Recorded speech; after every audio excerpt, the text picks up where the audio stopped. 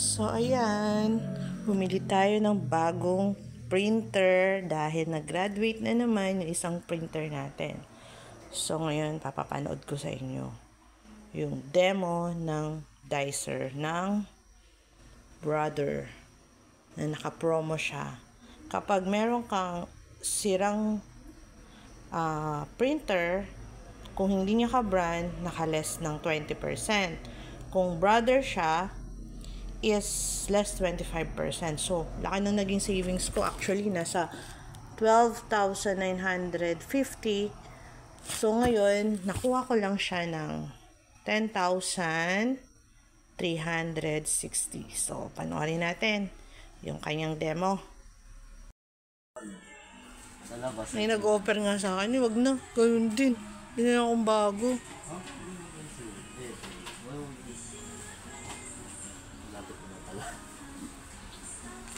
Ka-video malay nyo, mayroong makakita ng post ko, mayroong ka ulit kliyente, may benta. Kaya siya ganun, goma naman kasi itong takot natin, kaya pinapasok lang kung gano'n. Kasi rin lagay yung takot natin man pag magsasalin ka. Before ka man magsalin, tinatanggal muna natin yung takot kasi sa may silpa sa ibabaw. Ganyan siya. Oo. Tapos pag binalik natin yung takip mo, make sure na Tight siya. mahigpit. Para pagka nag-refill to, hindi siya lumabas dito, hindi matapon, hindi masasalin. Tapos pag nagsalin ka, ma'am, tutok muna bago po taob. Pag nakatutok na yung bote mo, doon na lang po itaob. Tapos pasok mo lang ganyan, ma'am, pwede mo siyang bitawan. Kung sa siyang gaano, tumutulo.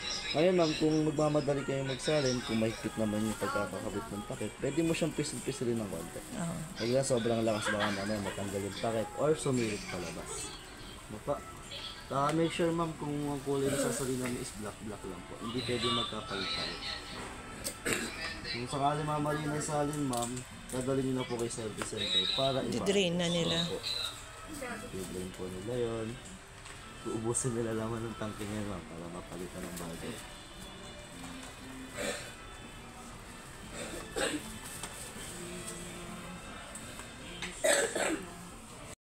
Tapos may makikita ka dito sa ilalim, kulay green. Ito, ma'am. Hihilahin mo lang yung papunta sa harap sa'yo. Hilahin ko yung green na yun. Kabilaan yan, ma'am, meron. Hilahin mo lang na ganyan. Pag nahila mo na pareho, punta ka rito sa likod mo. Ito. Press mo lang to, tapos baba mo. So, kunin mo na rito ng ginhawa yung papel. Hindi ka na makikipag-gilaan o kung may babakasin ka man. Smooth na siyang yes, ma'am. Mas madaling gamitin po siya. Tapos, kung gusto mo... Tapos, automatic yung nakalaylay. Ibabalik mo lang din. Bali, ma'am, kung gusto mo siyang ibalik sa dati, balik mo lang itong tray kung saan na niya itutulak sa dati yan. Okay. Ganun lang po. Sering saluan ng papel mo. Pwede mo rin siyang i-connect yung phone mo rito, ma'am. Kung mga Android user kayo, ma'am, download ka lang ng apps ni Brother. Nasa may box naman siya. Ito, ma'am. Yung recommended ko, ma'am, itong Mobile Connect. Bali yung Mobile Connect, ma'am, sa mga offline files lang po yan. Ibigay ko naman po si Jikon. Hindi, para pag ulitin ko na lang din sinasabi mo. Ito, ma'am, yung Mobile Connect po, for offline files lang po. Kumbaga, mga nakasave dyan sa phone. Pero yung mga kailangan ng internet na files, minsan kasi pagka galing ka lang Messenger. Kung nasa nila, memory nila, pwede. po, pwede siyang gamitin. Pero kapag nasa Messenger, kailangan save muna nila sa phone bago diretso. Minsan naman, pag gumagamit ka ng ma'am, WPS sa phone, tapos doon ka nagsisave ng files, at ipinunit mo sa printer, hindi siya mapiprint kasi naghihingi siya ng internet. Kailangan mo i-connect yung printer sa yung cellphone sa internet. Ngayon, kung gusto mo ng internet, ma'am, itong Mupre, download mo. Sa mga Android lang po, Pero kung Apple po yung cellphone nyo, iPad cellphone. Android, wala tayong pambili. Airprint na kasi yung mga yun, ma'am. Kaya ito kasi parang airprint lang siya. Tapos tapos paano yung ng wifi niya? Automatic na detect or na? Ito, ma'am, tuturo ko rin po sa inyo. Yung pag-connect sa phone, ma'am, ng yung pag-connect ng app sa printer, may demo naman po sa YouTube. Oo, sige. Gusto nyo, download na kayo, turuan lang kita kung paano. Dito na lang. Para Ito yung test print niya, ma'am. Sa test print, sa ano naman po, sa phone ka, ma'am, pag nag-download ka nitong mobile connect na cooking apps na yun, doon may test print na rin doon, may cleaning na rin po. Kumbaga, yung cellphone na magiging remote mo para kontrolin yung printer. Lagi kung meron naman sa YouTube para at least. Meron naman po. May mga Tagalog din po ano doon, ma'am. Ngayon, ma'am, turo ko na lang din kung paano i-connect yung phone dito sa printer. Punta ka lang sa menu, arrow down mo lang siya, hanapin mo yung network. Sa network, ma'am, arrow down ulit, then Wi-Fi direct. Wi-Fi direct po yung tawag sa phone to printer, ma'am. Ano? Sa Wi-Fi direct, ma'am, walang internet na kasama. Ang gagamitin mo lang sa cellphone mo, Wi-Fi. Select mo lang yan, okay mo lang. Then ngayon, si printer kasi nagbibigay ng SSID at password para makakonect yung phone mo. Pagka nakakita mo na siya yung SSD niya at yung password, punta ka sa Wi-Fi ng phone. Papasok yun. Tapos hanapin mo yung SSID ng printer. Pag nakita mo na, pangalan lang naman po ng machine yung SSID niya, 720. Tapos ito yung password niya. Gawin nyo na lang, ma'am, picturean nyo kasi gumagalaw. Hihinto naman siya ng 1 seconds, tapos picturean nyo na lang. Para hindi kayo mahirapan sa pagkuha ng password. Yan, pass, tapos hihinto yan. Let's capture. Yan lang. Pag nakakonect na yung printer, yung phone mo rito sa printer, ma'am, pupunta ka ngayon sa apps. Doon ka mag-add na siya ngayon. Bali, ma'am, kung load ka na lang po sa YouTube para Sige. sa pag-connect. Kung gusto mo namang i-connect yung printer sa bahay, sa Wi-Fi mo sa bahay, select mo lang tong Wi-Fi. Then, find network tayo. Ngayon, ma'am, maghahanap si printer ng bukas na Wi-Fi. Sample, ito yung Wi-Fi mo sa bahay, okay mo lang siya. Tapos input mo yung password. Medyo hassle lang, ma'am, ano, kasi arrow up, arrow down gagamitin mo. Magsisimula ka sa letter A na small hanggang Z. Tapos doon, capital A to Z. Sunod, numerical, tapos number. Kailangan mo munang tapusin mo talaga. Pero sample, itong letter A na to yung first letter na kailangan o first digit na kailangan. Okay mo lang siya, mag-automatic spacebar siya. Tapos hanapin mo na ulit yung susunod na kailangan mo. Tapos okay mo lang ulit, tapos hanapin mo ulit. Araw-araw lang. Isang beses lang naman yun, ma'am. Kung sakali na mawala sa connection yung printer sa internet mo, gagawin mo lang ulit yun, ma'am. Kung manual, download na lang sa PC. Ano po? Yung manual na ano niya, connection. Sa connection po, sa Wi-Fi. Hindi, cable. CPU to ano. To desktop. Desktop to printer. Pag ano, ma'am, download ko ng drivers po pag laptop. Online na lang kami magda-download. Wala na siyang kasamang ano na.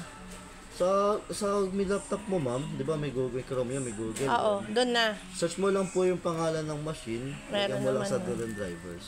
Oo, kasi Install mo lang. hindi masusundan ng mga anak ko yan. Kaya automatic, manual pa rin kami sa printing. Nakahook sa server ng PC. Yan, pwede naman, ma'am. Pero kailangan naka-install yung drivers no? Oo. Printer sa Familiar naman po. Oo. Ngayon, ma'am, may demo naman sa YouTube. Doon na lang din ako panoorin. Na-search na. Ay, hindi na sila nagpa-provide ng mga CD. Tsaka wala na CD-ROM masyado kasi ngayon na. Meron naman po nabibili, ma'am, separate siya. Okay na rin yun na. Kung meron naman sa ano kasi yung mga driver, lalo na kung hindi naman face out, nandoon pa naman eh. Hindi pa ako nagbabayad. Okay na tayo? Okay na po dito. Pages po, ano?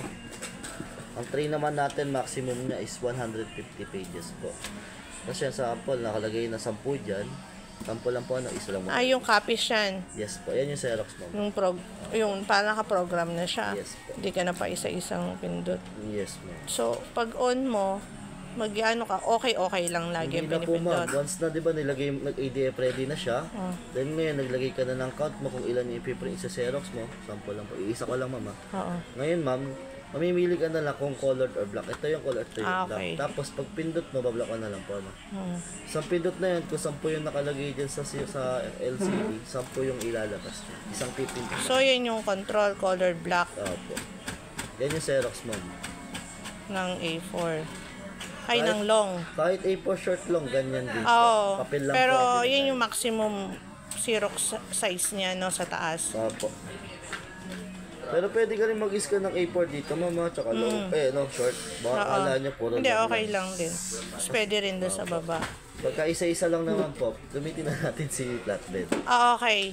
So, ito, individual. Opo, Pag gusto mong program multiple, dito na tayo sa ibabaw. taas. Opo.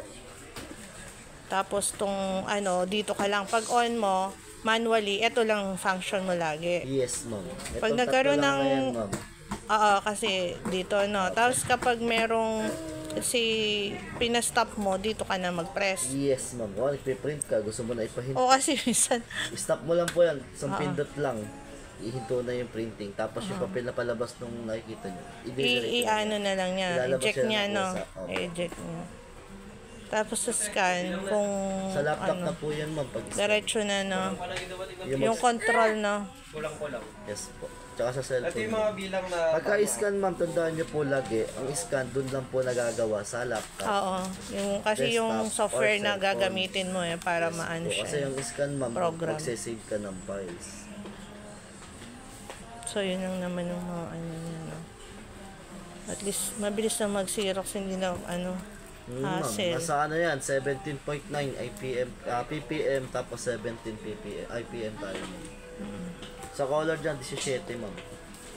Ang niya, Ang bilis siya sa isang bilis.